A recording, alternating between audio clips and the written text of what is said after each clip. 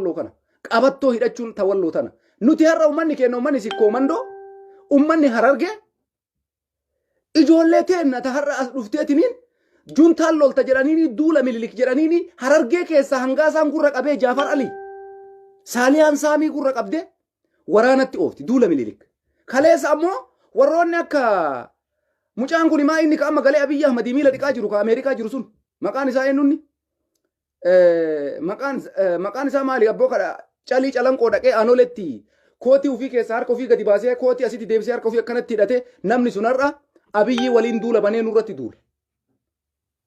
Naziir haadha nuuraati sila Naziir jettaniini Naziir haadha nuuraa sun fotoo isaa Facebook irra laala. Kaleessa warra harka nurraa mure mililik jedhee anolee jala dhaabatee fotoo ka'u warra har'a duula mililikittu ijoollee waamu keessaa isaan tokko jechuudha. Oromoon jamana maqaa jaarraa abbaa gadaa nyaanne ummanni hararge elemoo qilxu ummanni keenya ummanni sikkoomandoo maqaa waaqoo guutuu nyaattan maqaa leenjisoo diigaa nyaattan jaalattanii jibbitanii dhugaa isinitti himuu dhufeen maqaa leenjisoo diigaa wallaahi billaahi har'a sikkoomandoo keessa dhiirri hin jirti hin jedhu injirtu ana ilma sikkoomandootiin na jala koottaa na jala hiriira yoo dhiira biraa dhabdan koottaa na jala deema waan isin barbaaddan galmaan isinii gaa eega namni biraa dhabame jawaar hiitanii osoo isin teettan duula mililik jedhanii ilmaan teessa yaasanii mililikiif lolti kaleessa ammoo gadi baatanii u'uu jettan awwaluun abdii mana seenee gurra qabee ijoolleen abbaa jalaa fuudhee lola oof kaleessa seenaa akkanatu sirratti dalagame sikkoomandoon akkana taate leenjisoon diigaa yeroo torba injifate itti himantee taarika hin fudhattu cim inuma teetti bilisummaa barbaaddi kun zabanni isaa dhumuu qaba yoo namni isin qabsoosu dhabame koottaa na jala hiriira jawaariin hidhat darbitanii jawaariin akka sikkoomandootitti jawaariin hidhaa nama baasuu danda'u nuti ummanni keenya sikkoomandoo qofti baqiidha Abiyyi Ahmad kanaaf maaltu ashkara isin godhee namicha kana jala hudduu akkanatti mirqitan isa jala irbamtan har'a sanirraan astaree waa takka fiduu hin dandeessan nuun jee jawaar isinirraa hidhe hacaaluu ajjeese ani duula mililik godhaa jira mintaa maxaallachuu jedhe maal fiddan jedhe walloon ammoo nuti sitti argisiifna jetteen ilmaan warqitu hujiin sitti argisiifna obboleessoo duula mililik si wajjin goonu si hafarsina jettee ni hafarsite qa dhiira jechuun isii tana dhiira jechuun walloodha uflaali hundi kee mastawwatii keessa uflaala mastawwatii kaadha mastawwatii kaadhu mastawwatii keessa uflaali maalirraa akka jirtu duula mililik keessatti ilmaan teessan mana manaa guuranii harargee arsii kutaa oromoo keessa nuti keessattuu madaa qabna akka sikkoomandoo fi akka harargeetitti nu mataa warra madaa qabu duula mililik kana keessatti ilmoon sikkoomandoo takka hirmaachuun qabdu sirratti haraama min ayna tizbino kottana jala yaa abo ustaaz Kamal Hebo jala deem yoo dhiira dhabde tokko kaleessa ani abaa oola jedha Abiyyi Ahmaditti galuudhaaf makiinaa nu qopheessaa jira ilma sikkoomandoo warra maqaa nu nyaatte gadi galoo akkanaa tana maal jedha beeta woboo tureen kaleessa Abiyyi fi Jawaar faa wali araarsaa Abiyyi maali wala duula mililik deemuuf deema bar laalme kaleessa sikkoomandoo calii calan qochuma dagate Oromoo qabsaayaa ture jedhee bakka makiinaa nu qopheessi kuni boodigaardii kiyya jedhee nutti argisiisaa beeki dhalata waan akkanaa kana nu keessa jira Oromoo wallahi madaa qabdaati akka sikkoof mandoo ummata keenya ummata harargeetitti madaa qabdan duula mililik godhuun isinirra hin jiru duula mililik jettanii gadi baatanii ilmaan teessa wareegamuun isinirra hin jiru hoggantoonni keessan hundi ashkara abbaan duula ashkara kaleessa wayyaanee ture alamuun abdii awwaluu abdii ashkara wayyaanee ture kaleessa alamuun simee ashkara wayyaanee ture kaleessa har'a Abiyyiin Ahmad maarashaa itti rakkabee akka makiinaa isaa fireenii balakkoofsa fedhe irratti deeffatee yaabbatee oofaa jira akka barbaadetti jechuudha jara kanatu ummata keenya ummata sikkoomandoo ashkara godhe duula mililik akka ijoolleen teenya deemtu balbala itti dhadhaanii sa'aatii amman isin Liibiyaa haasa'aa jiru kanatti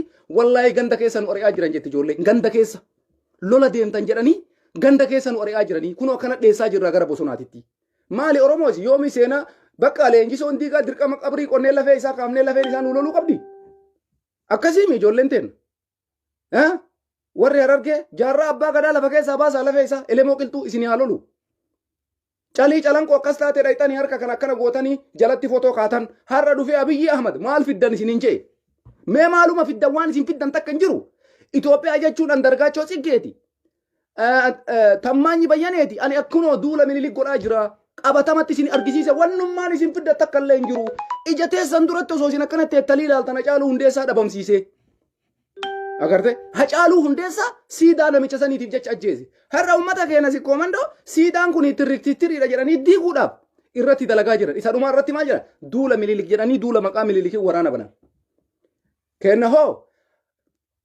har'a mee namni waraana kana keessa hirmaataa jiru ijoollee teennaa miti akka sikkoomandootitti ijoollee meeqa amma dhuftee walloo keessa booji'amtee tagalgalaa ganama uummanni walloo achi ilmaan arsiiti ilmaan sikkoomandooti ilmaan Harargeeti. Parsantiin guddaa warri lola Abiyyi keessa boocamaa jiru. Abiyyiin harkuma kennaa nu ciree nu fixaa jira. Sirnuma kaleessaa san nu deebisee nu fixaa jira. Akkuma itti isin damma isinullee wallaalle. Ummata seenaa namatti himu waan namatti hime jirran oolchin. Kaleessa ofii kana maraa nu barsiiftan. Kaleessa ofii kana maraa nu barsiiftan. Nuti ummata gadi aanaa taane gadi nyaatamaa namaa gadi taane akkasi koomandootitti namaa gadi deebine. Jawaar hiinee taa'uun sila daqiiqaa takka nurra hin jiru ture. Osoo isin jawaar hiitanii teettan Abiyyiin Ahmad pilaanii biraa baasee duula mililik jedhee mililikii isin kaleessa seenaadhaaf ilmaan sikkoomandoo namicha kan akkamiin ilaalta Harargee akkamiin ilaaltaati deemtee waraana isaa lolta haganuma muluu diqqaanne haganuma muluu salphanne Abiyyiin kun eenyu oli maali kaa sareeteenna saree nu nyaachisaa bar sareeteennatu saree nu nyaachisaa bar keennatu kenna nu nyaachisaa bar sigala sareeteennatu saree nu kenna bar awwalu abdii itti baasee nu kennaa jira bar Adaanech Abeebee itti baasee nu kennaa jira bar abbaa duulaa gammadaatu dabarsee nu kennaa jira bar jara kana nu gurguree bar ilmaan sikkoomandoo kanniintu gurgurate mallaqatti akkana godhanii kondominiyeemiin nu gurguranii bar kondominiyeemitti jara kana nu gurgure osoo jarri kun wanni kun nuun ta'u anis intala sikkoomandooti Adaanech Abeebee anis intala sikkoomandooti takkalaa uumaa anis ilma akkasiiti Hacaaluun ka du'e siidaa kanaaf dhagaa kanaaf ajjeefame har'allee Oromoon kumaatamaan siidaa kanaaf jecha duula gooti maali abboo gijema takkatti isin ummata keessanii yaaddanii mariidha jettan kaleessa seenaa hayyoota seenaa abboota kennaa nutti himaa turtan waggaa 27 waan namichi kun ummata keenya godhe waan namichi kun ilmaan hiyyeessaa irratti dalage sabaaf sablammii waan inni godhe umrii isaanii guutuu ijoollee hunda barsiiftan har'a hoo Abiyyiin dhufe wanni sun marti jijjiirame deebi'e kaasirni isaa isinoo hin dhageessan wallaahi billaahi baay'ee natti dhagahama maqaa jaarraa abbaa gadaa waamachuu hin dandeenyu akka Harargeetitti akka sikkoomandootitti leenjisoo diigaa jedhee himachuu hin danda'an waaqoo guutuu jedhee waamuu hin danda'u salphadhee jira bakka salphadhe maqaa waaqoollee balleesse maqaa jaarraa abbaa gadaallee balleessine maqaa elemoo qilxuullee balleessine gallee jirra bakka sirna kaleessa jarri kenna waa abboonni kenna irratti wareegaman ganne lafatti darbine mallaqatti gurguranne qulfii fudhanne makiinaa fudhanne mana fudhanne marti isaa seenaa gurgure Oromoo seenaa kee qabdu gurgurattee jirta birritti sikkoomandoo gurgurattee Harargee gurgurattee seenaa kee kaleessa ka umrii guutuu artistiin kee ittiin sirbaa ba'e gurgurtee bakka Abiyyitti gurgurattanii akkuma Jawaar gurgurtanii nama jechuun nama waan ufiitiin lolate jaran ani maaliif ummata sikkoomandoof ummata Harargee quba isinitti qaba isini warri kaleessa harki murame isini warri kaleessa achitti cafallaqamee calanqootitti cal jedhe yoo ati madaa keetiif jecha kaateen falmanne jaarraan abbaa gadaa dirqama boolla keessaa kaatee lafeen isaa sii lolti obboleesso dirqama jaarraa abbaa gadaa lafeen isaa lafa keessaa baatee sii lolti warri isin hayyuu kenna goota kenna ettaniin abbaan duula amma tana wallaale maa isiniin dubbanne hoggansa qaba jette Adaanech Abeebee intala sikkoomandooti maaliif kana goota duula mililik jechuun maal jechuu maan jenne nuti hoo gulufu bakka birriin jirtu dhaqu abboonni keenya garuu kaleessa birriif jechan duune manaaf jecha wareegamne gootonni kaleessa seenaa dalaguudhaaf saba isaaniitiif ummata isaaniitiif waan gaarii dalaganii seenaan kute kanaaf agarraa seenaan dhalootarraa dhalootatti yaadata Jawaar Muhammad ammoo seenaa jara kanaa dabarseen kennu wallaahi billaahi nama waan jedhu hujitti hiiku maal jedhe Jawaar Oromiyaa salphattee fi osoo lubbuuti jaan akkanatti argu salphinni argurra yoo na balleessan na haa balleessan jedhee murteesse mana hidhaa jira ani hoo ilma sikkoomandooti akka Oromootitti sila Oromoon hundi Jawaariin birmattee baasuu qabdi yoo sun marti dhabamte alaamanatti galan jedha sila ufii waltaanee akka sikkoomandootitti sila nama kana waan tokko godhuu qabna ture ummatuma godhuu danda'ullee hinaafaanu gadhiisan wal keessa facaasan kaan asiin kaan qaban hayyuu kana qilee darbine marannee teenne ummanni kun Oromummaadhaaf yoon waliin dhaabate dhaabbachuudha qaba silaanutu falmachuu qaba Jawaariif jalqaba adda durummaadhaan wareegama barbaachisu nutu kafaluu qaba ture akka sikkoomandootitti hin goone godhuu diddan isin kadhannee isin dadhabne isin kadhannee kumaatama jira yaa afaan bichaa nuun godhina hujitti hiika walashi tokko kaleessa gabbee ani woboo ture kunoo amma abbichutti galuu deema makiinaa lama sadii nuu qopheessa karaa nuu banaa Finfinnee gallaa jedhe bakka gurgurame sunillee waan takka bar takka abaa'oo ta'uu isaan beeynu bar gara inni dhufe hin beeynu bar maqaa nu nyaattee bar shufroon akkanaatu gadi baatee tippelleef waggaa 27 akkas nu goote kana hoo ka fuudhee warra waggaa 27 miti lafeesi godheesi cafallaqee haadhateetirraa harma muree abbaa kee kolaasee dheengadda dheeraa keessatti seenaa dubbataa turan gaafa Jawaarfaa deemte asitti kolaasanii nama ilmoon argatintu jira jedhe san keessatti har'a Jawaar Muhammad hidhanii wallaahi billaahi Jawaar maal jedhe beeytanii waan Jawaar jedhe beeytu biyya salphatte argurra jedhe Oromoo salphate argurra aanolee diigamtu argurra calii calanqoo diigamtu argurra du'a tiyya dura dursa jedhe leenca haati deette akkanaa kana osoo qabnu boollatti darbinee gadi galoon garaa bichaa guuttatte inni badii Oromoon argu haana ajjeesan jedhee hidhaa ta'a bar. Si gala kaleessa waan danda'u si godhe. Ka akkanaa kana qabda sila. Isa tumsan gooneef ka maal godhare? Si abdatee gale rabbiin abdatee tu agarraa lubbuu isaa kaaye. Ati ammoo leenca akkanaa kana keettee ka silaa dachiifsamii sochooftee akkanatti akkasi koomandootitti silaa dubartiin loluu qabdi Jawaariif jecha. Dubartiin dhiiraa miti. Bakka yoo namni dhabame dirqama gallee isin haa hidhachiifnu ka dhugaa ka kijibaatii miti. Wareegama barbaachisu hundaafuu qopheessuu qaba uummanni keenya. Wallaahi billaahi ibiddan akka bateen. Oromoo dhaga isitti maan. Nuti kana godhuu qabna ture. Akka Oromootitti Jawaar Oromoodhaaf qabsaa'e sirri. Uummata keenya si koomandootiifi miti ka qabsaa'e. Oromoodhaaf qabsaa'e saa. Eeshi Oromoon wali yoo dhaabatte haa dhaabattu garuu waan ufiitiif abbatu iyyata. Gurbaan kuni nu keessaa bahe seenaa kaleessa Oromoo fi sinyaadhu Oromoos dabarseen kennu Oromoos dabarseen gurguru jedhee hidhatti darbame. Oromoonoo haga danda'e godheef nuti hoo wallaahi billaahi Jawaariif akkasi koomandootitti wanta kan gooneef akkasi dhugaa jalaleessitti himaan. Oromoon martii majaalataa mi Jawaariif keessattuu namni akka isaa Jawaariin darbee gateen jiru. Warroonni kijibaaf kaleessa nadhii gammadaa faarsu eessa buute nadhii koo eessa si nyaatte nadhii koo goota koo boollatamtu si fuudhe du'aa faarsuun aadaa Oromooti. Du'aa faarsuun aadaa Oromooti. Nadhii kaleessaa dhabde ka har'aatii maan falmanne. Saa ka kaleessaa dhabde ka har'aatii maan falmanne. Namaa gadi taanee argamne bar. Namaa gad. Wallooti yoo yaadadhu na qabbanaa yaa garaan. Yoo ammoo akkas achi garagalee ummata kiyya ka keessaa dhaladhe laalu ummata kiyya ka keessaa dhaladhe yoo laalu hin gubadha. Yoo ummata walloo laalu hin gammada. Takkaan gubataa takkaan gammadda kamal gootare takkaan gubataa takkaan gammadda. Warra waan jedhe hojitti ilmaan warqitu umriin keessan amaana wallaahi billaahi halkan takkaaf dhiira waan jette goote baguma Oromoo taatan isin. Baguma isinillee Tigreen ta'in baguma isinillee saba biraan ta'in baguma Oromoo taatan. Baga injifattanii argisiiftanillee ammoo baguma.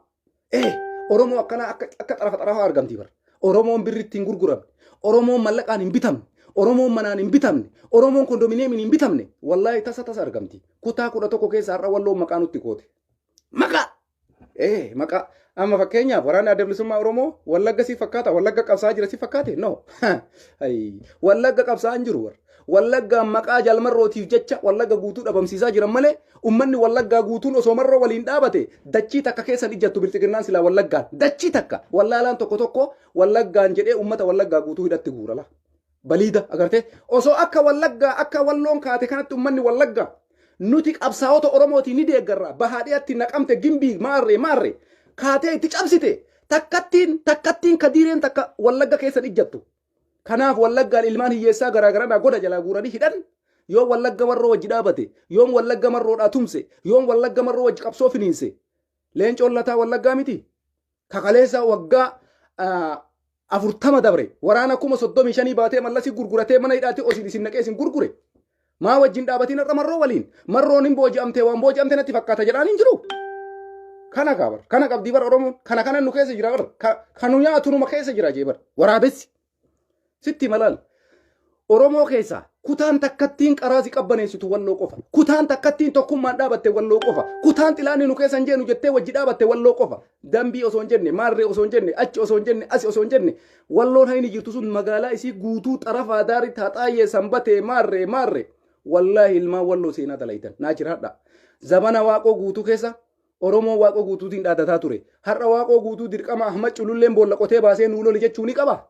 Maa dhalanne qofanu maa dhalanne nu jaran gaafa jaarraa abbaa qadaa boolla qonnee baafnee lafee isaa dhaabne abiyyiidhaan nu loli jechuu nu barbaannu maa dhalanne nu gaafa waaqoo guutuu lafa qonnee baasne abiyyi dura nu dhaabadhu jennuun maa dhalanne nu gaafa leenjisoo diiqaa boolla qonnee baafne abiyyi dura nu dhaabadhu jennuun maa dhalanne nu maa dhalattan isin maa dhalatta maalumaaf dhalatta maa nyaattanii dhuguu garaa gerdoo gootanii deemuudha namummaan maan isinitti hin dhagaamu ufuma keessanii jechuudha ufuma keessanii ayisa qaxxati xiqqoo mallee sammuu isin hin nyaatu. Dhaqaa boollu qotaa baasaa leenjisoo diigaa qotaa baasaa lafee isaa achi dhaabaa abiyyitti tokko si jedhani. Saa dhaqaa boollu qotaatii baasaa leenjisoo diigaati ati tokko si abiyyitti jedhani. Kunoo abiyyiin calanqoon deebisee diigaa jira waan galeessa taane kunoo ati leenjisoo diigaa hoo dura dhaabbadhu jedhan. Abbaa duulaa fa'aatu sin bulcha kaa'essaan awwaluu abdii jalaa ba'uu dadhabdan. alamuu silee jalaa ba'uu dadhabdan. Yaakii gubannee itti obsa godhanullee dhabne uumama gubadheen. Kanaaf dubbiin dubbii wallaggaatii miti. Wallagga marroo wajjin dhaabanne. Marroon gootai wallaggaati. Wallagga keessaa biqile. Sila har'a uummanni wallaggaa tokko abiyyiidhaaf carraa kennuu qabu ture. Sakandii takkaaf. Sirni abiyyii sirna Oromootii miti. Kanaafuu maaliif ilma keenya ajjeefta ka jedhu silaa wallaggi guutuun itti cichee finiinse akka walloon dachii isaa wala beekumsite kanatti dachii isaa wala boomse biltsiginnaan takka dachii wallaggaa irra dhaabachuun qabdu ture. Har'a ijoollee wallaggaa meeqatu ajjeefamaa jira? Imaanu'eel Wandimmuu sababa maalii ajjeefame? Sababa marroo wallagga ta'eefi bara. Waraanni adda bilisummaa Oromoo jedhanii naqamte keessaa ijoollee wallaggaa mattaawwaqaa laalanii maaliif fixu? Marroo qofaafi bara. Marroo qofa ilma marroo qofa maqaa isaa laalanii wallaggaa marroo qofa ijoollee wallagga marroo wajjin dhaabanne. Oppodiyoon tanaayyuu hin beektu. Wallaalaan keenya tokko kanaayyuu hin beeku. Maaliif uummanni wallaggaa hidhama? Waan marroo wallagga ta'ee qofaaf hidhama wallaggi. Osoo akka abiyyiin deemu kanatti namni marti deeme silaa marroo wajji dhaabachuu qaba ilmaan wallaggaa. Wallaahi dhugaa sitti malaale. Osoo akka abiyyiin ahma godhu kana uummanni wallaggaa gootanii silaa qaata dammayxayyoona dammayxanii naqamtee keessaa kadiiree biltsiginnaa hunda baastanii magaalaa gimbii keessaa magaalaa wallaggaa takkaan akka walloon godhe kanatti hundi keessaa marroo tumsitanii silaa har'a dachii wallaggaa guutuun daqiiqaa takka piippiin keessa dhaabachuu hin dandeessu. Maaliif? Tokkummaan keessan akka walloo osoo ta'e. Kanaaf jarana warri ijoollee wallaggaa mattaawaqaa irraa guurtanii hidhatti guuraa jirtan amma gabaasa OMN ni dhageeffattanii badheema isaanii kana ilmaan wallaggaa qofa ta'uudhaaf marroo wallagga dhalate ka sababa sanii bar kanaan dura maal godhaa turan gaafa jawaariidhaan nama maqaan isaanii irratti qubee jeejee jedhu hidhatti guuraa turan. Har'a osoo akkatti ijjiteen laaltu hayyuu kana nurraa hidhanii ani salphina Oromoo arguu irra du'a filadha jedhe Jawaar Baqqalaan Hamzaan Booranaa warri salphina Oromoo arguu barbaadu kondominiyeemitti gale. Warri salphina Oromoo arguu barbaadu qulfii makiinaa fudhate. Warri salphina Oromoo arguu barbaadu mana kilaasii takka fudhate duula nurratti bane.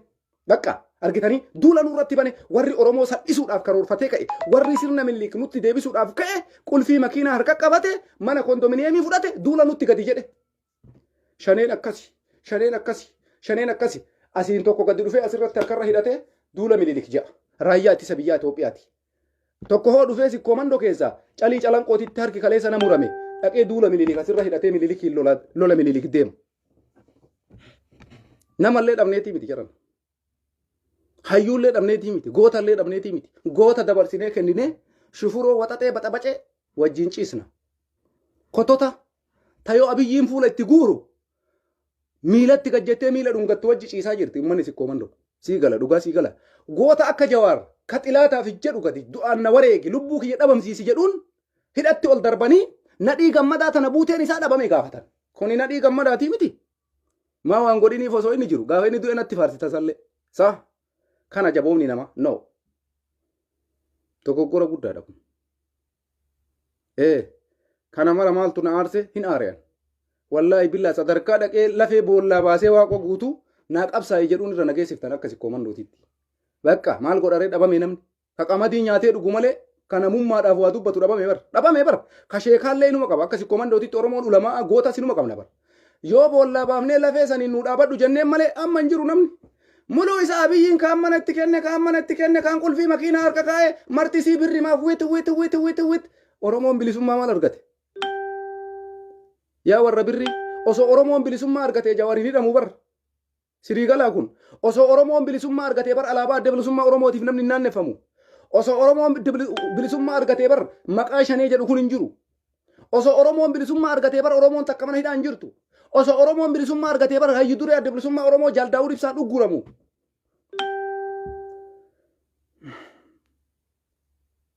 Wanni goonuu takka illee hin jiru. Dhugaa rabbiititti nama guba. Osoo isinitti argisiifnu, osoo isinitti mul'ifnu, osoo kana jennee isin jala keennee isinitti akkan argisiifnu hin arguu ani jaqabadhee jira. Ufii barra nama deemuun dhiisu jirna. Waan isin ajaa'ibu warra. Du'arraa afaan jiru warri. Maal taatan? Barufii du'arraa afaan jiru warri. Barufii ima deema baru. Barufii ima lola deema baru. Rabbii keetii jedhii kanan godhin ima deema baru dirree lola. Jaalateetii miti baru. Dirqama fuudhanii geessu warri. Dirqama. Gaafa nas taa'ee akka namummaa keetiitti hayyuu keetii sagalee ta'u jedhuun mana keessa ol fiiga. Abiyyiin gaafa fedhe dhuqee booroo seentullee booroo si baasee dheeni gurruma qabee harkisee booroo gadi baasee dirree waraanaa geessee achitti booji'amanii Tigraay irraa nutti haasa'an. Gaafa nuti hayyuu keessanii wareegama seenaa dalagaa. Waan gootan godha yoo dadhabdan gara qabsoon jiru deema waan tokko fala godhaanu jennu namni nu dhagahu tokko illee hin jiru. Tokko sifir.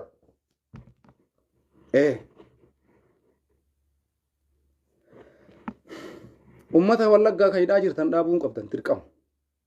Yookaan akka Wallaggaatitti tokkummaan kaatanii finxaaleeyyii isin keessa jirtu hunda marrootti dabalamtanii of keessaa yaasuun dirqama keessanii akka Wallootitti. Tana godhutu isinirraa eegama. Yoo ilmaan Wallaggaa mattaawwaqaan irraa guuramee akka ijoollee Tigraayitti hidhaan kan itti fufu taate dachii Wallaggaa yeroo dhiyootti bilisa bahuu qabdi. Ani tana isinii dhaama. Tana isinii dhaama. Ilmaan Wallaggaa bakka argamtetti mattaawwaqaan irraa guuramee hidhamuun haa dhaabbatu. Dhaabbachuudha qaba. Marroo yoo taate Wallagga wajji dhaabachaa hin jiru. Oromoo hunda wajjin dhaabataa jira. Waraana adda bilisummaa Oromoo hundatu tumsaafii jira. Waraana adda bilisummaa Oromoo maratu waliin dhaabataa jira. Kutaa 11 keessaa wanni ijoollee Wallaggaa bicha Wallagga ta'uu isaaniitiif mattaawwaqaa laaltanii darartaniif takka hin jiru. Imaanuweel Wandimmoo mucaa nagayaa mucaa miskiina wanni shugguxii morma fannisanii ajjeeftanii dhalataa Wallaggaa waan ta'eef shanee miti mucaan. Wallaggatti maa dhalatte yakka taate. Kanaafuu ummanni Wallaggaa haga yoom akkanattu nama isaa wajji dhaabatee ofirraa qolachuun dirqama. Namichi Oromoo bakka hin bu'u kun sirna fidee dhufe lagaa gadi bahee kaleessa Andargaachoo Tsiggeetii fi Taammaanyi Bayyanee nuti duula Minilik godhaa jirra. Takkatti nambifnuu nama marrootti hidhatu sababa Wallagga fixaa jiraniif maa inni bira kana malee wayin. Duula Miniliktuu nu rabbaname bar. Isinoo ijoollee teenna sikkoomandoo Hararge. Isin isa dhumaa irratti seenaa lammaffaa isinitti deebisa. Abiyyiin dhugaa rabbiis isinitti himaa. Wallaahi isin irra deebi'ee isin irratti dalaga. Irra deebi'ee yoo har'a kaatanii qabsaa'uu baattan isa dhumaa irratti wanta akka falmuu hin dandeessan. Siidaa calii calanqoo hin diiga jedhaa jiraami diiguu danda'a. Hin diigaa jennee irratti mari'ataa jiranii tokkummaa Itoophiyaa siidaa kanatu akka tokko hin taane godhe hin diiga jedhaa jiraami. Maa gaafa kam diiga beekta? Gaafa Marroo harkat deeffate, gaafa Tigraay harkat deeffate, gaafa Walloo harkat deeffate, gaafa waan barbaadu dhuunfate. Sitti achi garagalee akkuma kaleessaa manatti osii cufee lammaffaa seenaa sirratti dalaga jechuudha. Tana eegaa jira kan uummanni keenya. Yeroon jirtu falmadhaa hin dhagayan. Yeroo jirtu qabsoo godhaa hin dhagayan. Yeroon jirtu xabadhaa hin dhagayan. Gaafa wanni badde waraabessa taree sareen duttii jedhama ammaysi. Kanaaf uummanni keenya dammaqa. Namicha qalladaa jiru kana ashoofaa jiru kana akka inni barbaadutti deebisuufii qabdan. Akka inni barbaadutti madaaltanii dubbachuu qabdan. Uummanni keenya naannoo argetti maqaa shaneetiin ajjeefamuu dhaabbachuu qaba. Kun ta'uu baannaan Abiyyiin Ahmad Oromoo bakka hin bu'u abadan. Kutaa kamuyyuu bakka hin bu'u. Kutaa kam? Oromoos bakka hin bu'u. Inni duulli isaa itti jiru qabatamatti lafa kaayee deemaa jira. Kaleessa fidee haawoltii maasaraa kaayee dhagaa maasaraa keessa kaayee har'a ammoo warroota isaaf seera ittiin bulmaata biyyattii baasanii waraqaa itti kennan qabatee duula godhaa jira. Andargaachoo Tsiggee, Taammaanyi Bayyanee, Jeneraal Kaasaayee Camadaa, Jimbaar jedhee warra Jawaarfaat qeerroo xiyyiitiidhaan dhabamsiisaa jedhe. Jara kanaan waliin Abiyyiin socho'aa jira. Abiyyiin maalitti waa'ee Oromoo qaba? Kanaaf jecha ijoolleen ilmaan Wallaggaa maqaa shanee jedhuun isin keessaa guuramtee haga yoom ajjeefamti? Maa uummata keessanii waamicha hin dhiyeessine? Maa uummata keessanii hin kakaafne? Wayyaanee waggaa 27 nu ajjeesaa baate eenyutu nu ajjeesisiise? Abiyyi Ahmad fa'a, Shimallis Abdiisaa fa'a, Takkalaa Uumaa fa'a, Adaanechi Abeebee fa'a, Awwaluu Abdii fa'a. Jara kanniintuu Tigraay walii waggaa 27 nu dhabamsiisaa bahe. Har'a ammoo bifa haarawaan uf qulqulluu godhanii wayyaanee xilaata nuu godhuu barbaadan. Gaafa nadhiin gammadaa dhabamu eessa jira abbaan duulaa gammadaa? Neetanuma naafi maayishii xayib wayyaaneen adda ofii nadhii gammadaa awwaalte. Abiyyiin Ahmad keessa hin jiru. Awwaluun Abdii keessa hin jiru. Maa nutti nimin bakka nadhiin gammadaa dhaqe. Har'a addisii aangoon dhufe biraa isin adde jarana waan qabatamaa isinitti hidhaa barbaadan. Abbaa duulaa gammadaa afu gubaayii Mallas Zeenaawiitii bara. Afu gubaayii Mallas Zeenaawii abbaa duulaa gammadaa nama biyya san keessa ajjeefamu hunda beeka. Maa itti dhiisire? Har'a ammoo qulqulluuf godhee akka waan wayyaaneen kophaa isaatiitti kaallu ka murtee kaan harkarraa murtee godhanii wayyaanee badaa godhanii nu dhiyeessuu barbaadu. Siimiti abbaa duulaa gammadaa ka waraqaa sitti kennanii carraa namaa kennee akka namni gaafii gaafatu. Booda xaqlaa ministeerii dhayettee Mallasii carraa kennitee Mallas ibsa namaa kennaan turre akka har'a Abiyyiin afu gubaayiin isaa uummatarraa marii fuudhee wayita paarlaamaa keessa wal ga'ii ta'an. Abbaa duulaa gammadaa nama akkasii ture. Jara sanniintu har'a akka waan Tigraay waliin waan takka hin dalagini akka waan waggaa 27 dabre wayyaaneen kophaa isii Itoophiyaa bulchitee qulqullu mana isaa kana of gootee rakkinna wayyaanee nutti himuu barbaade. Oppodiyoon mataa miilli magaalaa keessaan deemtanii ganda keessaan deemtanii eebbisa addunyaa gaafa ajjeefamu.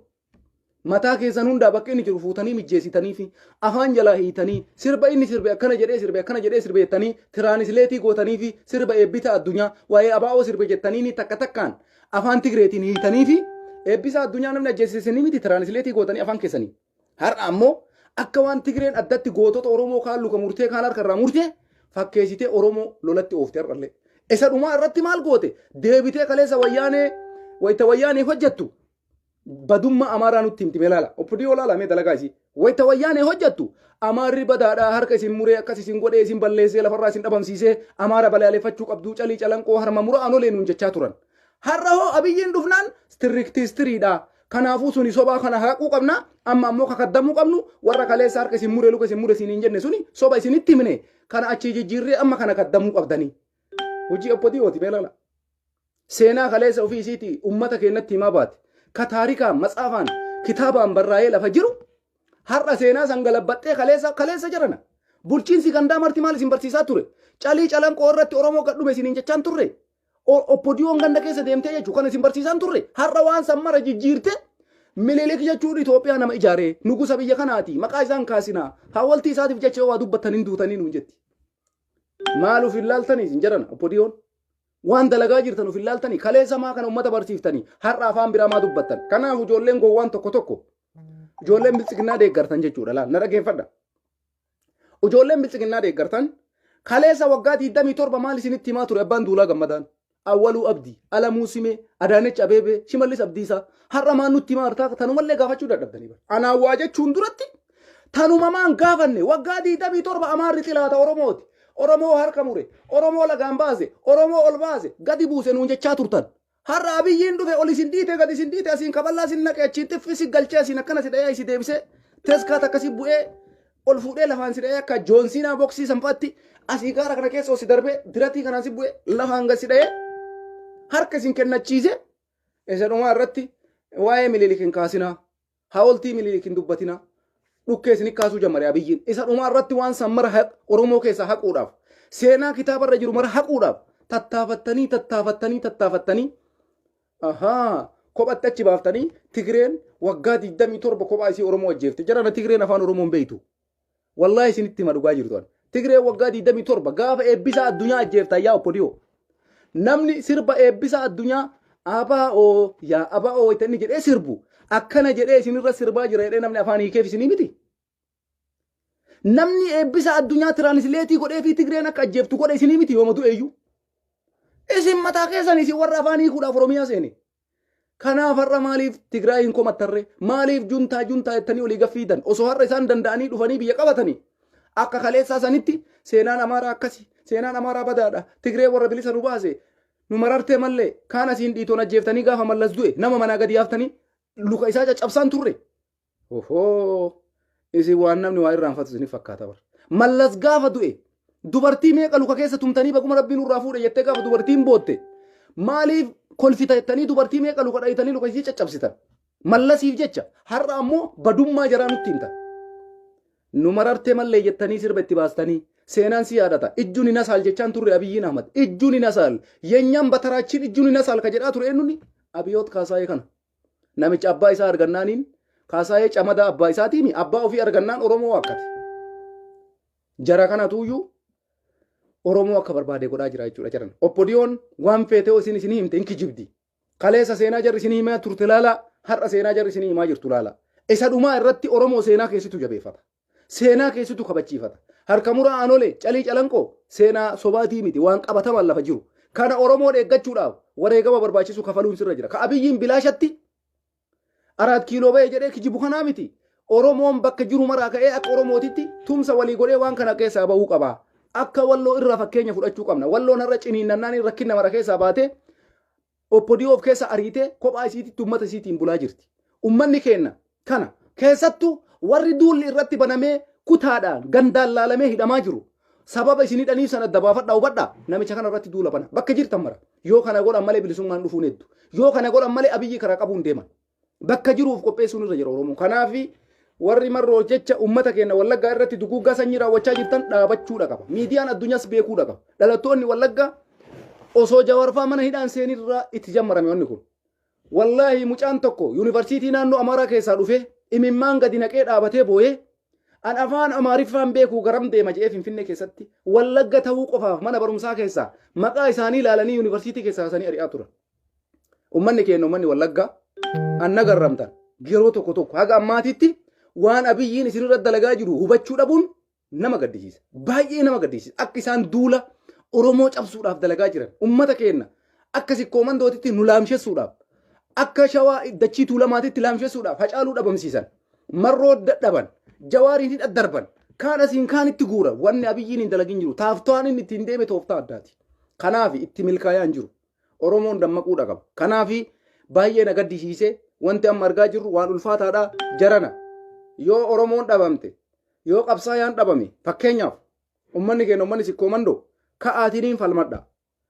Wanni isinirra deemaa jiru kuni qulana kophatti isin cafacafuudhaaf deeman kophatti isinitti himaan har'a yoo wayita waraanni adda bilisummaa isin falmaa jiru wayita walloon falmaa jiru kana kaatanii falmanne wallaahi nyaatamuudhaaf deemtan kophatti baatanii Harargee atillee akkasuma dhugaa isinitti himaan isin warra kaleessa seenaa kana keessatti beekuudha isa dhumaa irratti gaafa biyyiin fuulas garagalee yoo waan kana kadhiiftan taate yaa inuma salphattan ka subhanallah inuma salphattan ka seenaa kana biyyiin dhufee goonaamu wallaahi salphinni kana caaleen jiru. Salphinni kanaan caaleen jiru anin dhiifama jedhee yaadu walii galatti dammaqutu sinirra jira sirna duula Minilik jedhamee baname ni balaaleffanna Oromoon addunyaa mararratti gadi bahee balaaleffachuu qaba. Namicha kana nurratti hin deebisan osoo wanni fedhe galee jedhee hiriirri geggeeffamuu qabu kanumaa iyyuu nda'u. Firii Jawaar Mohaammed jechuu osoo hin taane duulli namicha amma isaan bananii duula Minilik jedhu dhaabbachuudha qaba. Seenaa namicha kana barreessitanii waraqaadhaan hiriira bahutu sinirra jira. Ammas deebisee warroonni dippiloomaasii hojjechaa jirtan warra biyya alaa irraa galee waraanatti hirmaatee uummata biyya keessaa ficcisiisaa jiru. Hatattama waraqaa galchitanii ka Ameerikaa keessaa ka'ee biyya gale ka Ingiliiz irraa gale ka bakka kamiyyuu gale waraqaan nama kana hundaa mootummaa biyya sanii harka ga'ee dhiibbaan barbaachisu akka godhamu. Kana booda baasaabora lammaffaa biyya sanii akka hin arganne kanarratti illee dalaguun mala. Yoo jijjiiramni wayii dhufe akka isaan biyya san keessaa baqachuu hin dandeenyeef kanarra irratti dalaguu barbaachisaa jechuudha. Inni biraa wanni takka wanni isinii dabaluu barbaadu dhiifamallee naa godha baay'ee simmeetii keessa galee haasa'ee wanti biraa wanti isinii dabaluu barbaadu na dhageeffadhaa Oromoo. Waan tokko jira amma hiriira bahuun hin barbaachisu daawon firii ebaluu jechuun hin barbaachisu warra jedhu jira sun ammoo dogoggora. Dogoggora maaliif ta'e namni kamuu karaa danda'een qabsaa'uudha qaba. Karaa danda'e qawwee qofaanii miti furmaanni ka dhufu kakaleessa hiriira bahu hiriira isaa bahu. Ka hiriira bahee sagalee isaa dhageessisu. Yoo hiriirri bayamee firii abbaan jedhe firii jechuu dirqama kun marti. Maaliif yoo callisneetuma marrooma qofatti jaqabnee teennallee hin ta'u. Marroon hiriirri nu asii baanu marroodhaaf hamilee ta'a. Maaliif marroo waraana nama ummataa ta'uu ajajaa waraana ummata kanaa ta'uu saba kanarraa bahuu isaa ummanni kun akka jaalala isaa qabu addunyaatti argisiifta jechuudha. Gaafa kana maraan goonu jettee ati cim jettee teette. Furmaani takkan dhufu hin jiru. Firii Jawaar jechuu itti fufa. Hiriira bahuun itti fufa.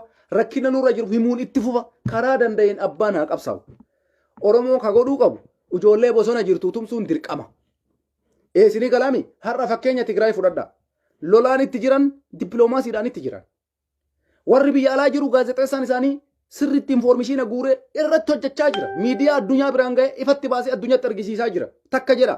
Lammaffaa irratti dhalattoonni Tigraay duguggaa sanyii uummata isaanii irratti raawwate galgalaa ganama miidiyaa addunyaa dura baanii waajjira gugurdaa mootummoota Awurooppaa Ameerikaa dura baanii lafarra gangalatanii rakkoo uummata isaanii himachaa jira. Maaliif kana godhan? Osoo waraanni isaanii asii ka'ee eessa jiru? Shawaroobiit osoo jiru. Osoo dachii Amaaraa guutuutti harkaa qaban kana maa godhan? Siyaasatu akkasitti deema. Yoo ati marroon naqamte qabate Gojjam qabate magaalaa san qabate ani hiriira bahuu nan barbaachisu. Firii jechuullee sin barbaachisu. Justice jechuun sin barbaachisu. Daawon sin barbaachisu. Taa'e jette kuni siyaasaami wallaalummaa sirreeffachuu si barbaachisa. Si galee abbaa fete ta'e. Nuti warra akka leencoo lataa kaleessa harka dhaafii turree nu gurgurateerra. Aqayoo walitti himuu barbaachise. Eenyumaayyuu amanuun hin ta'u. Qabsoo tanaaf nama qabsaa jiru hin deeggarra. Garuu garaa guutuudhaan nama qabsoo kanaa galamaan ga'u eeyna nama Oromoodhaaf haqa isa dhumaa deemu eeyna malee kaleessa leencoo lataatii namni hin jaalatin hin jiru. Namni leencoo lataa jabaa kiyya jedheen hin jiru. Kaleessa leencoo lataa gaafii gaafachuudhaaf sodaataan turreesin. Namni amma kana naa deebisu hin jira. Leencoo malataa kana gaafii gaafachuudhaaf sodaataa turtan kaleessa. Har'a hoo dhaabatatti abiyyitti isin gurguratee duula Minilik deemaa jira jechuudha. Baay'ee akkamitti Oromoodhaan hiriira maa baata jettarree afaan guuttatte. Firii jechuun maaliif si barbaachisa Oromoon jechuu hin dandeessu. dhiisuu si barbaachisa. Qabsoo Oromoon akka itti oofatu beeka. Oromoon karaa kamiinuu qabsaa'uun dirqama isaati. Karaa kamiinuu waan barbaade jechuun dirqama isaati. Namni calliseetu maali marroo maqawwee dhukaasu taa'ee eeguu qaba. Gaafa akkasitti miidiyaa tirree waa maxxansuun hin barbaachisu bara. Miidiyaanis hin barbaachisa. Dippiloomatiin hin barbaachisa. Karaa kamiinuu qabsaa'uudha qaba. Gufuu walitti ta'uun hin barbaachisu. Yoo waan akkasii deemtan daayirektii akkanumatti walitti himnamu. Akka duraanii akka leencoo lataa osoo inni mallas walii walgayii ta'u sodaachaa turtan san wallaahi har'a nayyamnu abadan. Nuti akka jawaartu nurraa hidhame warra kaleessa saba kanaaf dhugaan qabsaa'e har'allee lubbuu isaa dabarsee wareeguudhaaf qophaa'e kana jira. Eenyumaafuyyuu sodaan qabnu. Jawaaris hin sodaanne nutis hin sodaannu. Dhugaa jirtu himuu uf duuban deemnu immoo. Sinii galaami warri waan hin taane waa barreessuudhaaf dan barreeffama keessa nurraa dhaabuu yoo dhaabuu baattan ammoo nuti karaa barbaanneen akka barbaannetti qabsoon oofna. Waraana adda bilisummaa Oromoo hin tumsina. Ka tumsinuun yaadaa fi mallaqaan kana godhaa jirra. Gadi baanes hiriira ni baana, hiriirri nu baanus isaaniif tumsuudha. Hayyoota keenya kanurraa hidhames addunyatti himachuun tumsa. Kanaafi marroon qofti qawwee haa dhukaasuu hiriira bahuu firii jechuun haa dhaabbatu ka jettu kuni siyaasaa miti sirreeffachuu si barbaachisa. Jalqaba waan akkasii barreessuuf uf gama aggamii ufuma keeti. Sammuu kee keessa yaasi ilaali maal jechaa jira. Yoo ammoo ofii keetii jechuu dadhabde addunyaan maal godhaa jirti ilaali. Akkamitti akka qabsaa jiru. Oromoo nu dhiisi. Nuyi har'a hayyuun qaaliin Itoophiyaa miti Afrikaaf addunyaa furmaata fidu. Hidhamee hidhaa irraa jiru dhiisi. Ummanni Amaaraa ka akka barbaadetti nama ajjeesaa jiru. Ummanni Abiyyii deeggaru ka akka barbaadetti abbaa barbaade manaa gabbaasee ajjeesaa jiru. Hiriira ba'aa jira bara. Meelaala kaleessa Ameerikaa keessa waan fakkaatu. Kumaatamaan gadi yaa'anii sirbaa oolanii galan. Kenna ammoo osoo hayyuun isaa irraa hidhamee jiru. Osoo galgalaa kana mattaawaqaa isaa laalanii ati wallaggaa baatee magaalaa kanaa dhufte jedhanii ajjeesan. Osoo kana laalanii hidhan kana Oromoo gadi baatee sagaleen ta'ini. Callisii taa'ii qabsoo marroo qofa laalii jira. Kuni siyaasaam. Qabsoo marroo laali taa'ii. Qabsoo marroo sunuyyuu yoo ati miidiyaa kanaan addunyatti ni furmaatan ta'u. Marroo uummanni Oromoon jaalatu jette addunyaan akkasii fudhatti. Kanaafi siyaasa jalqaba dubbachuudhaaf uummata hanga'u paabliik irra maxxansuun dura itti yaada abbaa feete ta'i. Yookaan nuti madaa qabna. Leencoon nu gurgurate waraana 40 baatee kaleessa birrii Oromoo irraa kach godhaa ture. Jaalattee jibbitee isa kana. Gaafa Kadiiroo Elemoo gaafii gaafate ati paartii morkattuu taatee biyya alaa irraa kaatee akkamiin mallas walii walgayii geggeessite jennaan mallas gaafadhu jechaan gaafuma san isinis safaaxaa ture bara. Gaafii gaafachuu hin dandeessan luqas irra kaatee isin gurguraa bara. Isin bira taa'ee bara. Shat godhee birritti. Galaasaa Dilboo rakkinni akkamii keessaa baaftan Oromoo kaleessa har'a kondominiyeemiti isin gurguranne. Kanaafuu ati waa'ee waraana adda bilisummaa Oromoo gaafa isaan qabsoo galmaan ga'aniin alatti warra amma qawwee dhukaasaa jiru kanaayyuun amannu nuti. Qabsoo xumuraa jenneeni wajji dhaabbachuu jirra. Gaafa qabsoon xumuramte qofa akkuma marroon jedhe marroonuu dubbatee jira bara.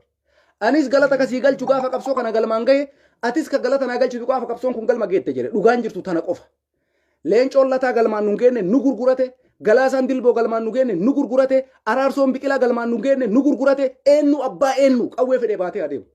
Gaafa xumura itti godhee akka qabe kanaan dhiichisee kaan booji'ee kaan qabee Finfinnee seenee Oromoo kun obilisa si baase waadaan siin jedhe kana jedhee nama nu godheen alatti wallaahi abbaa fedhee nama nuun akka kootiitti abbaa fedhe haga fedhee alolchiisu jilbiifate kaleessa nama baay'ee harka tumaa turre nama baay'ee jaalannee faarsaa turre har'a hundi isaanii maasaratti galanii maal jedha takkalaan uumaa Oonagiin warri kaleessa waraana adda bilisummaa Oromoo ta'ee dhugaan Oromoo qabsaa ture hundi isaan waliin biyya bulchaa jira. Tunniin shanee shiftaa wanta akkam fiddu qunna garii hin qabdu bu'aata akkam qabdu jedhee miidiyaa biyyaa irra taa'ee kan haasa. Eenyutu kana godhe? Leencoo Lataati. Galaasaa Dilbooti. Diimaa Nagayooti. Araarsoo Biqilaati. Qajeelaa Mardaasaati. Kana takka lakkoofnee siif hinna. Har'a ati ammoo dhuftee hiriiraan bahiin firii jawaar hin jedhin. Hin jennu lakki.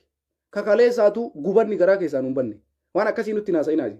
Hin beekna akka itti qabsoo Oromoo oofnu. Kaleessallee wayyaanee waggaa 27 qawweenii miti ka galchine yoo jaalattan yoo barbaaddan. Qabsoon qawwee furmaata waan ta'eef si wajjin iyyaa jirra. Si gala obboleessa abbaa feete si faani malaalaan. Qabsoon qawwee Tigraayiin ka cabse nuyi kaleessa wayyaanee goboo miti. Jaalattee jibbite. Ilmaan Oromootu wareegama kafalee jawaari meesinarra firiin jedhinaan jettaniin kanatu Oromoo bitaa mirgaa sochoosee oppodiyoo illee akkasiin sabboonummaa fudhattu godhee Lammaa Magarsaa fa'aa ijaaree wixa godhee kokkee tana jala qabe. Ati dhuftee waa'ee kanaa yoo dubbatin naan jettu akka kaleessaa Lammaffaa deebistee nun gurgurtuu siin jaallaa. Dhaabbadhaa nurra yookaan madaa keenya nun tuqina madaa qabna nuti gizee wara nun gurgurina. Kanaafi hin barbaachisu. Nuti waan nu fakkaate qabatamatti walitti himna yookaan dhugama jirtu walitti himne addaan galla jechuudha. Kanaafi nuti osoo Jawaar Mohaammed hidhaa jiru firiin jedhiniin sheemiidhaa iyyuu malee sheemii guddaa. kaleessa wabotu dhukaasee Tigraay maqalee galche jechuu ka deemullee dhabamu bar.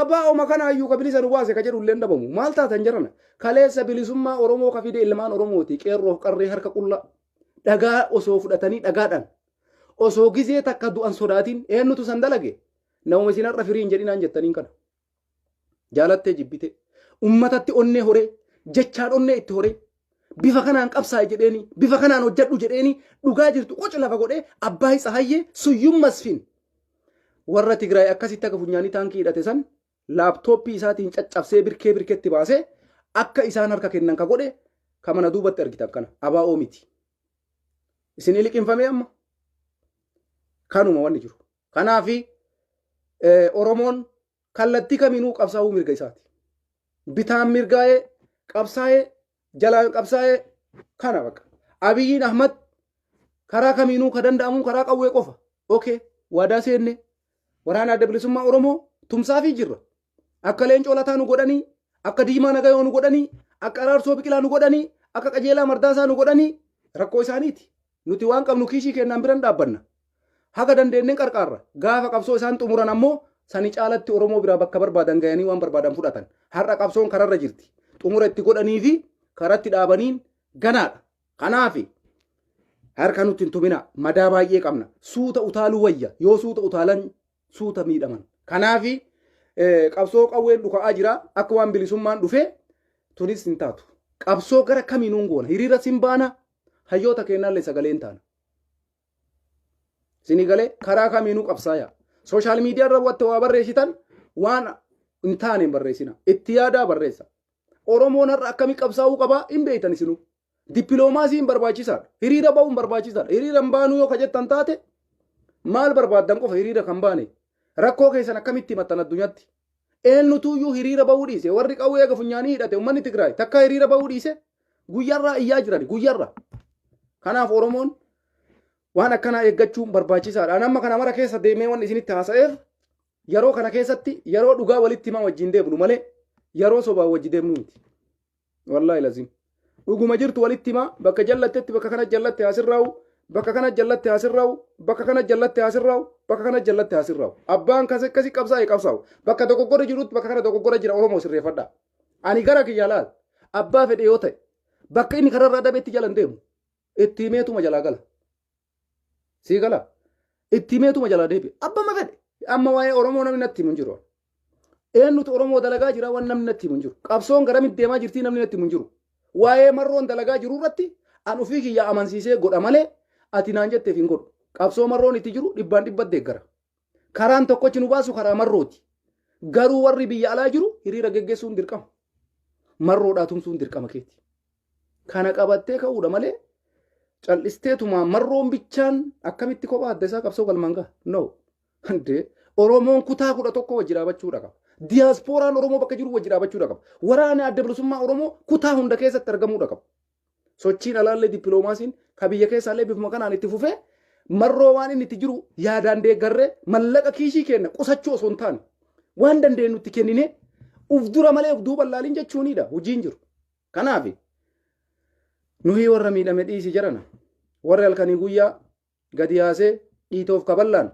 gurra keenya nu micciiraa jiruyyuu galgalaa ganama gadi ba'ee iyyaa jira Oromoo maal taatan rabbii keessanii jira warrummaan galgalaa ganama nu ajjeesaa jiruyyuu hiriira ba'aa jira rakkanne jee osoo waan takka hin miidhamin osoo birrii gaarii nyaatu osoo waan gaarii dhugu osoo akka barbaadetti haraqee ofii dhugu miidhamee reedhee addunyaatti gabba'ee ijjuu nansaa jedha nama ajjeesuudhaaf harka narraa kaasaa akka barbaade kana caalaa ajjeesaa jedhee hiriira ba'a isin ammoo firii jechuu dhiisaa hojjettan akka bittaa jira siyaasa akkamiiti kun ara Oromoo rabbii keessanii jira ara gabrummaa yoo manurra turtellee har'allee taatu yeroo karaa qabanne kanatti waan akkanaa nuti hin darbina isteeppii ammiti deemaa jirru kanarratti nu jalaa gora marroo jalaa goraa itti dhiisa isatu qabsaayaa jira miisi waan nutti hin barreessina marti keessanu warri feesbuuk irra waa barreessitu nutti hin barreessin waan Oromoo ta'u yoo barreessite barreessi yookaan ammoo hiriiran bayinii maaliin godhinii firiin jedhinii jastisiin jedhinii ara ta'u qaldiifu waan akkasiin barreessina qaldi maafuu ka dhugaa dhiisaati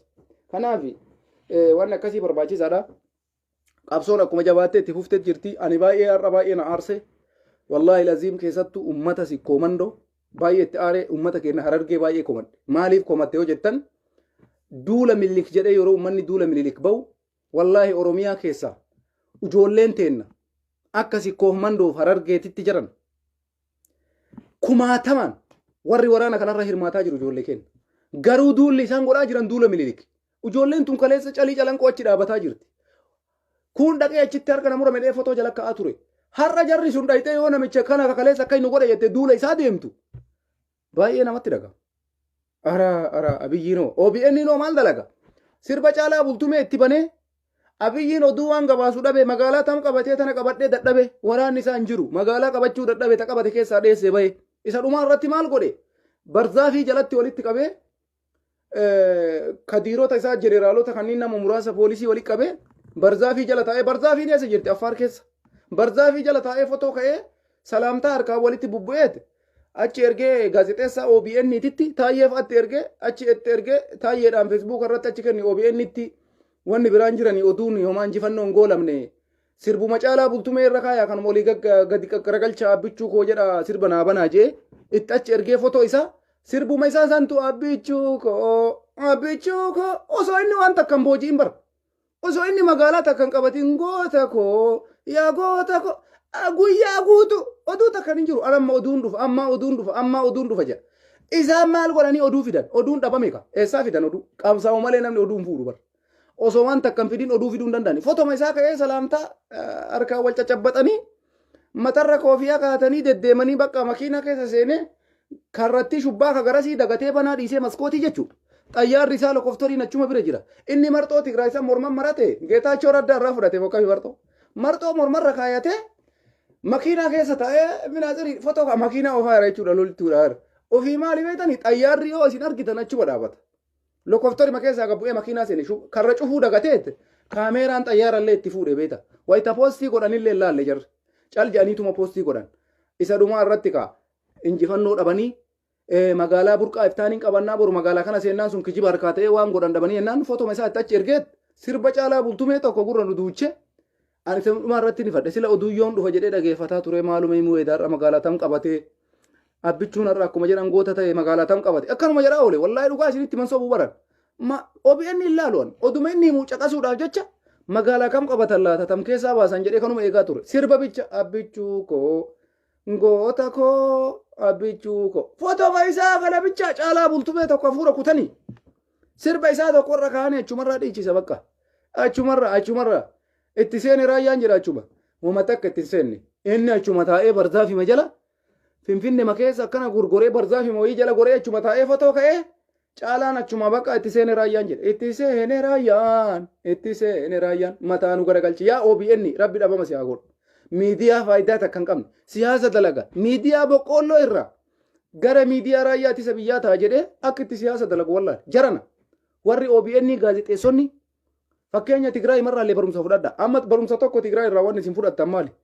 har'a raayyaa ittisa biyyaa Tigraay kanaan dura naannoo Amaaraa keessatti uummata Amaaraatti midhaan hamaa ture beektanii har'a OBN san jararraa koppii godheetti shawaa keessatti qotee bulaadhaa midhaan hamaa jirra jedhee fotoo argisiisa akkanumattuu koppii yoo gootan bareeda wanni takkaallee wanni isinitti dabalachuu qabdan sirba caalaa bichaan gurra nu duuchina nuti sa'aatii kanatti Abiyyiin waan irra oole dhaga'uu barbaadna maal akka inni booji'e nama meeqa akka inni qabate taankii meeqa matifii meeqa meeshaa waraanaa meeqa akka inni hiikkate dhaga'uu barbaadna malee sirba caalaatiin nu boqoysitanii abbichuu goota koo maali gootummaan mee maal booji'e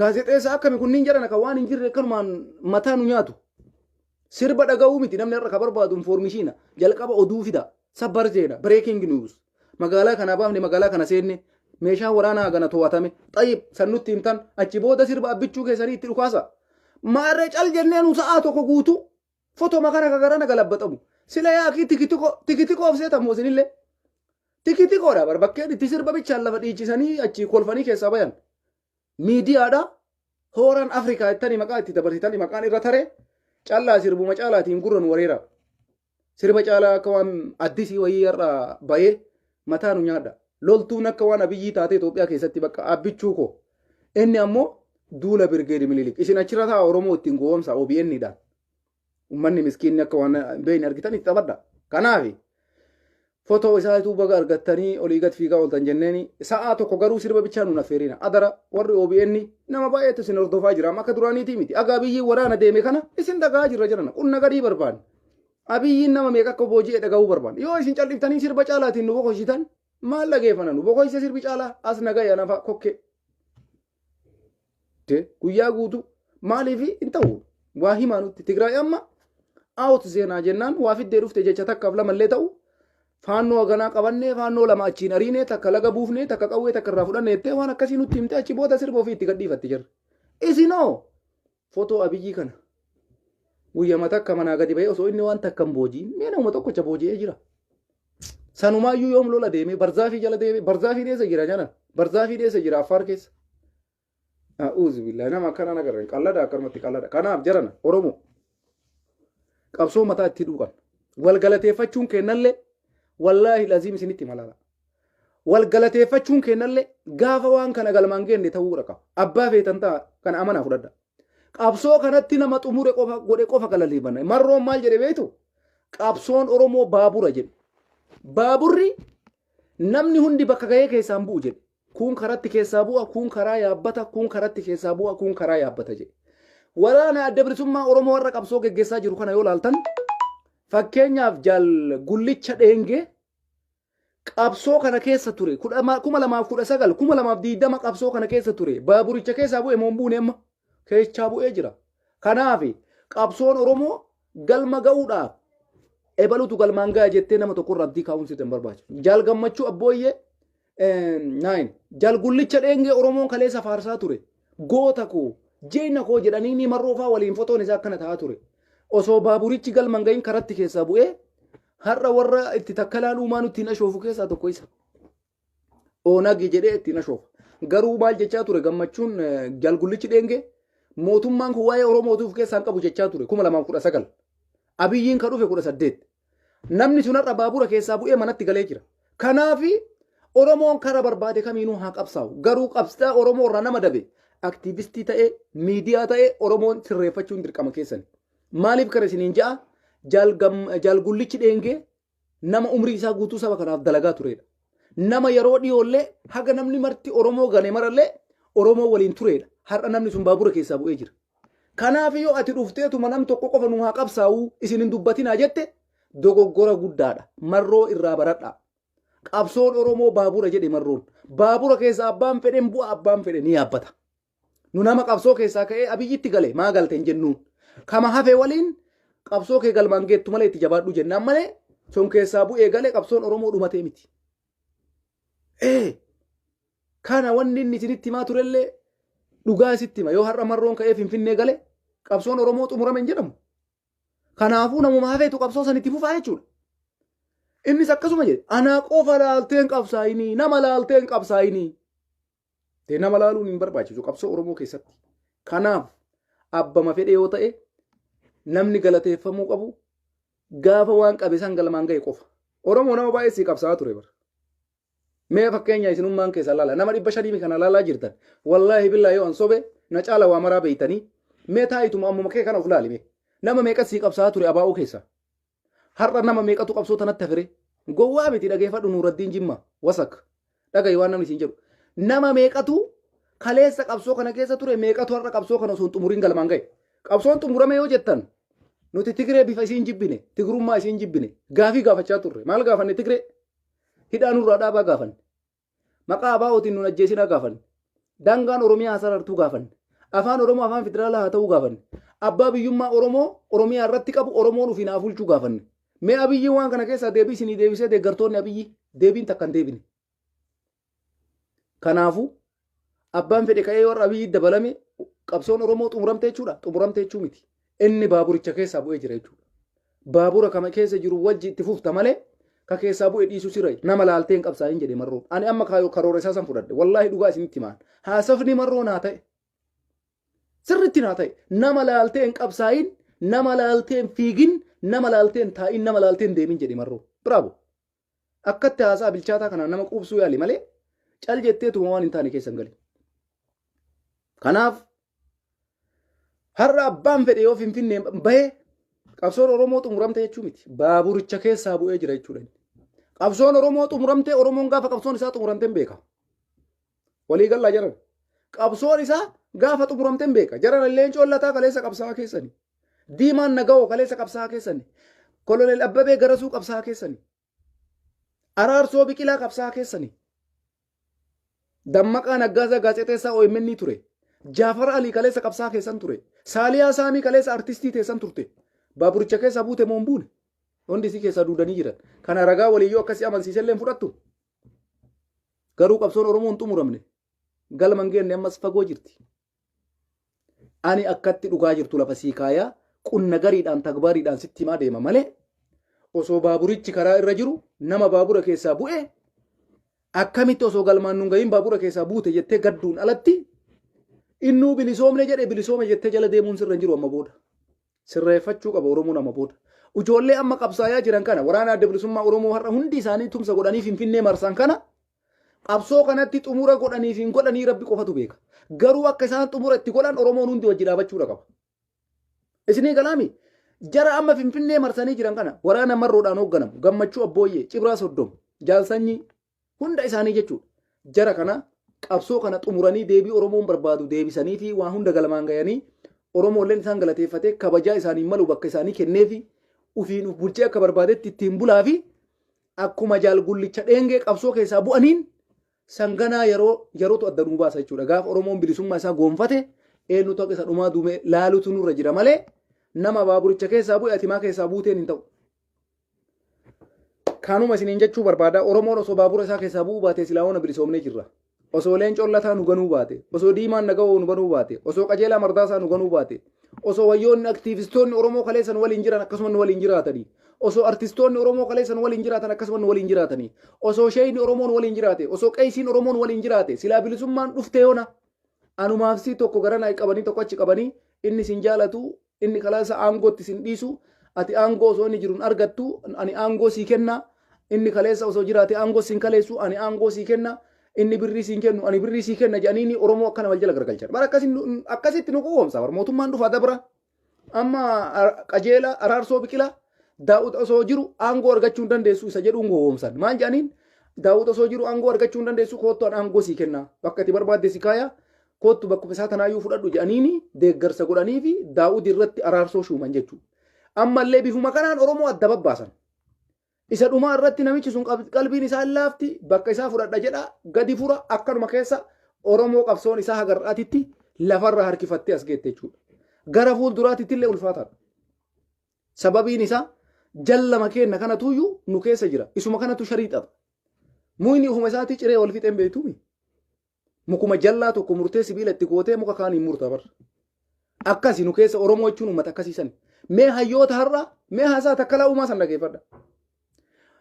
Akka muka jallaa san abaa'oo kaleessa warra ufiin jechaa ture har'a abiyyiidha qottoo tayanii muka jallaa nu keessaa murame leencoo lattaatitti qottoo godhatee araarsoo biqilaatti qottoo godhatee qajeelaa mardaasaatti qottoo godhatee nu muraa jira abiyyiin.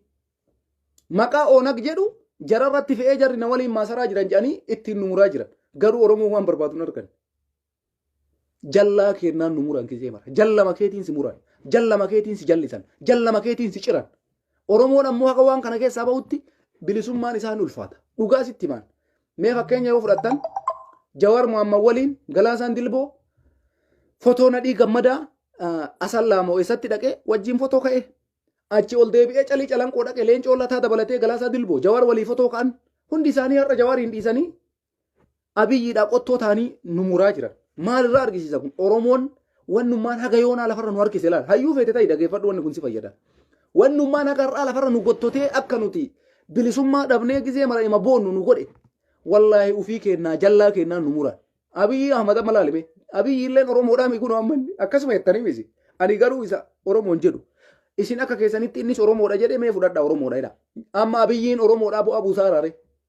Wayita asitti Andargaachoo Tsiggee harkarratti duula Minilik jedhee huccuu harkarratti dheesitti deemu jallaa keeti jechuu innummaan mataan isaa jallaa Oromoo saniin Andargaachoo Tsiggee dabalatee Jeneraal Kaasaayee Camadaa Abiyyi ma bitanii Abiyyiin nu muraa jiran jechuudha. Inni Oromoodha jedha tokko ofitti qabee ani Oromoodha maana waliin dhaabbanne jedhanii jallama ufumaa wal fixa bara. Ilma ilaali Oromoo ati yoom tokko taatee bilisummaa kee barbaaddaadha. Kanaaf dubbiin Oromoo dubbii obsaan laalamuu qabduudha. Dubbii xiinxalla jabduu qabduudha. Oromoon maaliif bilisoomuu dhabe yoo ka jettu taate akka mukaasanii muka jallaa irraa muka isaa jallaa irraa baastee sibiila itti gootee mukuma isaatiin cirtee fixxa. Abiyyiin mukuma keenya jallata. Araarsoon Biqilaa mukuma keenya jallata. Hangaasaan Ibraahim mukuma keenya jallata. Sii galaami jallata makeenya kanatti sibiila godhatanii nuun ciraa jiran. Abbaan Duulaa Gammadaa mukuma keenya jallata. Adaanech Abeebee mukuma keenya jallata. Awwaluu Abdii mukuma keenya jallata. Takkalaa Uumaa mukuma keenya jallata. Marti siiteen numa bar. Jaruma ciree nu fixaa jira. Ilaalaale akkamitti bilisummaan argamare nama silaa ciran kana osoo ciruu baatanii lakkisin ciruu wanni ati jette sirriidha. Kootu bakka dhiiseera garri sirriin kanuma tokko taanee muka ciramuu fi dhiifne muka ofiisan ofirraa cirru kan baasan osoo jedhanii jarri kun nutti dabalamanii silaa waan takka furmaan amma Shimallis muka jalla qottoma kennaan nu muraara. Kennumaan kenna muranii jarana Oromoon osoo takka ta'e Jeneraal Kaasaayee Camadaa akka hadurree hantuuta argeeti. Warri amma goota fakkaatan kun adurreef hantuunni yoo adurree argu akka inni tillim jedhu gartanii akka duu kana dheessee boolla tillim jedha. Adurree yoo hafuuruma isii dhagaye hantuunni osoo jallaa akka Abiyyi Ahmad dabalatee akka Shimallis akka Takkalaa warra Oromoo ciraa jiru kanneen guutuu jallaa jechuudha. Aktiivistoota dabalatee artistoota warruma Oromoo qabdu abbaa Duulaa irraa gadi kaasa. Biraanuu Juulaa Baacaa Dabalee kuni marti Jeneraal Muhammadiin ka'umna qilleensaa kunniin marti jallaa kenna bara. Osoo jarri kun Oromoo ciruu kana dhaabbannu yaanii karoora baasanii nurraa dhaabanii silaa warri amma akka taammaanyi bayyanee goodaaf godhu kun wallahi akka hantuutaa dheessanii boollatti lixan. Hafuura isaanii dhageettu jechuu kiyya hafuuruma isaanii. Gootummaa miti hafuuruma jechuu tinfishin jedha. Eenyutu kana godhere jallaba kennatu albee kenneefi anuu sirraa ciraa atiin sodaatiin je'anii onnee itti kennee waan barbaadde harkarra hidhadhu ayyama Abiyyiiti bar kuni marti Oromoo hin goomsin. Duula Minilik jedhanii ka isaan banan kana Abiyyitu ayyameefi bar. Lafaa qaaniitii miti. Isatu kana mara goosise jechuu kiyya. Andargaachoo Tsiggee gootummaaf akkasitti hin xiixu bar. Abiyyitu carraa hagas ga'u itti kenne bakka mooralii itti godhe. Osoo Oromoon tokko taate hafuura baafachuu hin danda'u abbaan fedhe. Tigraay har'a tokko taanaan miti kan injifannoo goolabaa jirtu. Oromoon ammoo waan tokko ta'uu dhabeef yeroo kamuyyuu aangoo yoo qabatee sirran turu aangoo si yoo qabatu ittiin fayyadamu. Maaliif nama silaa qabatu dhiisee hambaa qabata dogoggoraa barku. Namni nama ofii qabachuu qaba. Mallas waan uummata isaa qabateef waggaa 27 biyya san bulchuu danda'e. Abiyyi amma maaltu isa fashaleesse? Hayyuu Oromoo ka silaa qabachuu qabu dhiisee Amaara qabate. Oromoon ammoo sarmu deebisee nama biraa argatee Abiyyi rukutaa jira jechuudha. Kuni waan Oromoo miidhe keessaa isa tokkodha. Yoo dandeessan sirreessu yoo dadhabdan akkanumatti tara waluma ciree jallama kennaan hayyuu kennuuf keessaa ajjeesaa artistii kennuuf keessaa fixaa abbaa dhufee ergamaatuma akkanuma jiraatti malee podii olleen ufii isiitii aangoo irra turti natti hin fakkaatu. Abiyyi nama aangoon isaa dhumate Oromoo gane haga nu cire Hacaaluu Galaafate hayyoota Oromoo kumaatamaan hidha guure ilmaan hiyyeessaa kumaatamaan lafarraa dhabamsiise innis deemuma heda malee hin turu. Kanaafuu jallaan Oromootiin jallaa kennaan numuruun haga dhaabbatutti bilisummaan Oromoo baxaamitti kabdal. Wallaahi sirriitti ulfaata. Anama yoo kana taa'ee xiinxallu warri akkasii kaleessa leencoof jecha machaa'ee jedhu sun har'a nu gante jedhanii ni leencootti quba yoo qaban na dhiba bakka. Ajaa'ibuma kana na fakkaata. Kanaafi Oromoo waa mara madaalimee waan si mudate kana maaltu na mudate xiinxalli. Na arrabsuuf hin jarjarin. Hin fiigin calliste Abiyyiin Ahmad amma fakkeenyaaf hin jiru. Garuu akka ofii isaatiif muraa jiru nagartaniisi. Abiyyiin maa muummicha ministeeraa isiniin jettaniin kun ofii isaatiif muraa jira. Marroommaan inni ittiin lolu kun goota Oromooti. Maa ofitti qabee wajjin jiran. Loltuu ijoollee waraanaa adda bilisummaa Oromoo jechuudha. Maa ofitti hin qabne. Waan Oromoon barbaadu maaf godhuu hin barbaanne Abiyyiin dogoggora isaa laalame amba nu caalchifate jechuudha. Sigalee nama ambaasan nu caalaa filate jechuudha. Kanaaf har'a jallaa kennaan nu muranii jechuudha.